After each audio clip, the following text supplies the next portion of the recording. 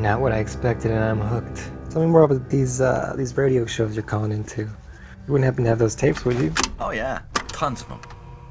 Okay, loyal listeners, this is The Grind and Run with Steve. Steve in Richmond, tell me what's grinding your gears tonight. Steve, you there? I'm here. You want to know what grinds my gears, Gary?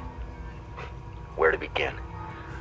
Let's start with the swelling tide of blue blood, bleeding heart libtards who bend over backwards to apologize on behalf of Muslims every time one of these ragheads opens fire on innocent Americans.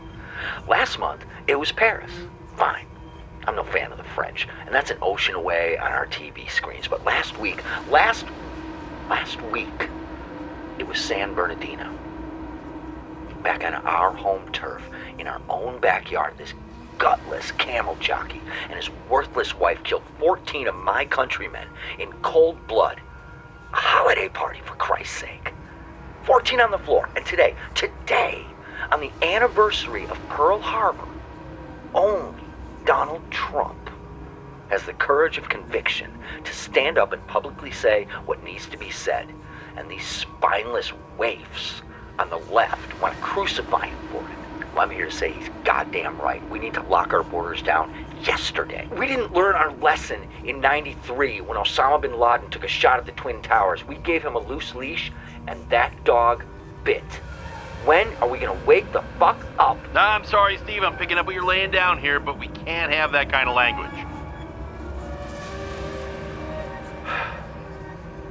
When are we going to wake up and realize that inclusive is what brought down Troy? You let your guard down, you have no one to blame but yourselves. This is a failure of leadership, and it's no surprise that Barack Hussein Obama and his lame duck do-nothing flunkies let it happen over and over and over again.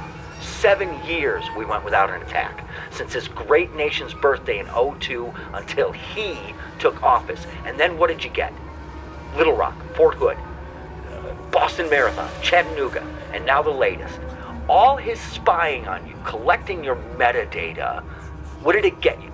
14 on the floor. That's what it gets you.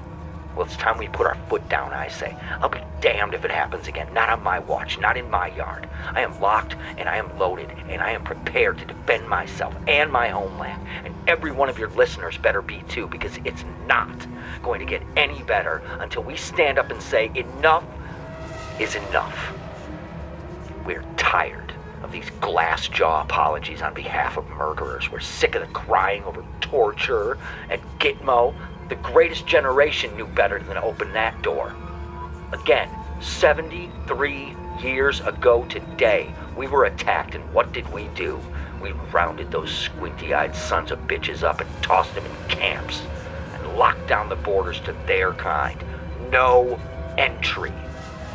That is the answer. And say what you want about the man, but at least Trump has the intestinal fortitude to stand up and say what needs to be said. No more. We are at war.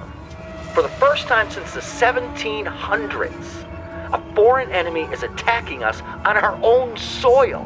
What are you going to do about it? What are you going to do, Gary? What are your listeners going to do? Lock and load. I'm ready, and I will not hesitate. Are you advocating violence? Steve, we can't... You're goddamn right I am. Until the head nigger in charge gets his nappy head out of his black ass, I am fully prepared to kill and to die to defend my country.